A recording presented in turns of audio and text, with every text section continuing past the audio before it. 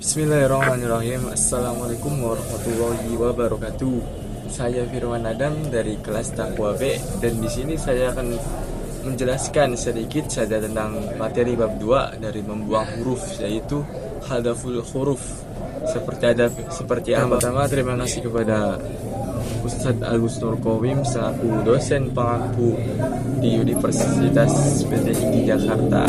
Oke, langsung aja ke video pembahasannya saja. Sedikit tentang Rasmus Mani. Rasmus Mani adalah cara penulisan Al-Quran yang dibekukan pada masa Khalifah Utsman bin Affan pada tahun 25 Hijriah atau 646 Masehi. Cara ini dalam beberapa hal berbeda dengan kaidah penulisan Arab konvensional lainnya. Tulisan Al-Quran sebagai disiplin ilmu berbeda dengan Al-Quran dalam qiraatnya saja. Oke, kita ke pembahasan utama kita, yaitu macam-macam hadaf. Huruf hadaf terdiri dari 3 macam, yaitu hadaf itharoh, yaitu membuang huruf dengan tujuan mengisyaratkan adanya bacaan lain. Contohnya asyroh tufadiyahum. Lafaz asyroh ditulis demikian karena ada bacaan lain, yaitu bacaannya Imam Hamzah yang membaca asyro. Begitu juga dengan lafaz tufadiwahum, ditulis demikian karena ada bacaan lain. Tufadiwahum yaitu bacaan Ibnu Katsir, Abu Amr dan lain-lainnya. Pembuangan huruf alif pada 2 kalimat di atas sebagai 2 bacaan tersebut bisa dicangkup oleh 2 tulisan saja. Yang kedua, hadaf ikhtisar, membuang huruf dengan tujuan untuk meringkas tulisan, seperti membuang alif dari setiap jamak mudzakkar salim atau semisalnya jika setelah alifnya bukan hamzah atau tasdid. Contohnya adalah al-alimain, al-khafidain, al-sadiqain dan lain-lain sebagainya.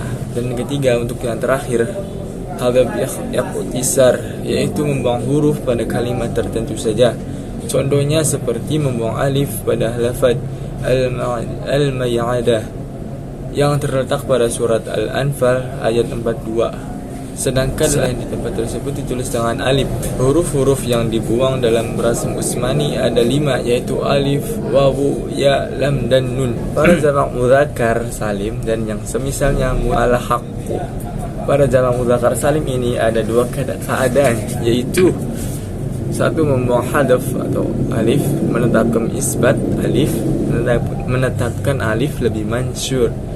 Di bawah ini juga dijelaskan sebagai berikut. Membuang alif syaratnya yaitu lafaz tersebut berulang dalam Al-Quran minimal 2 kali. Dan yang kedua, setelah alif tidak terdapat tasydid atau hamzah.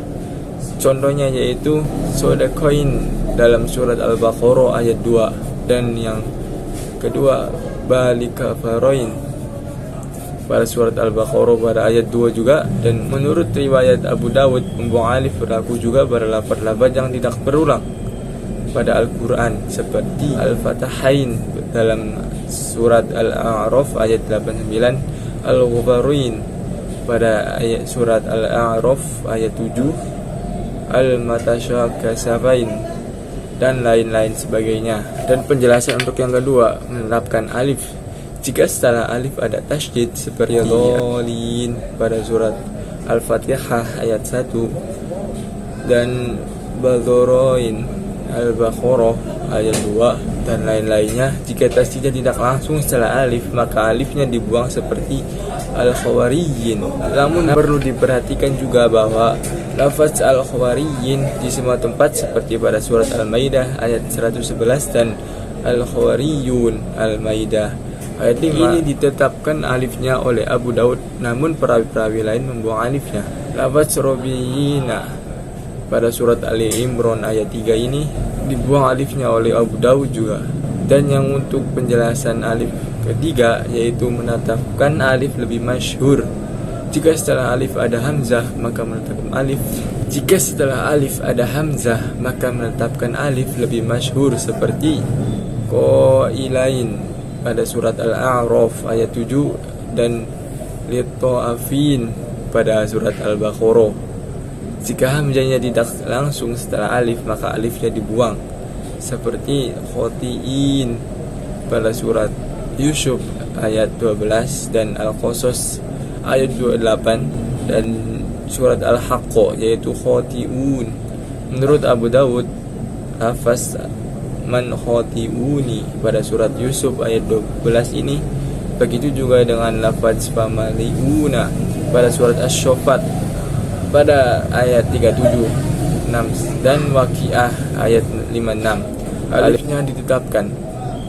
Menurut Abu Dawud, alifnya dibuang, seperti contohnya As-Sakhun pada surat At-Taubah ayat 9. Abu Dawud memilih membuang alifnya saja. Oke, pada pembahasan kali ini kurang dan lebihnya mohon maaf. Kurang dan pengucapan dan perkataan, lalu tempat dan minimnya semua ini mohon dimaafkan. Assalamualaikum warahmatullahi wabarakatuh.